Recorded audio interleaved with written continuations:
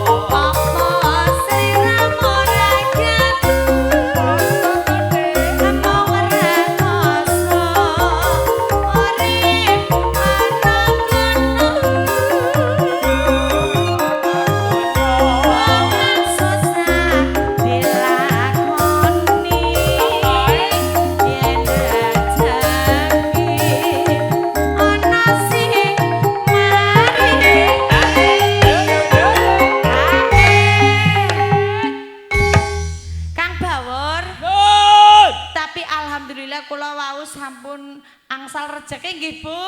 Saking Mas Tambar. Berarti Mas Tambar munggah panggung apa ya? Iya.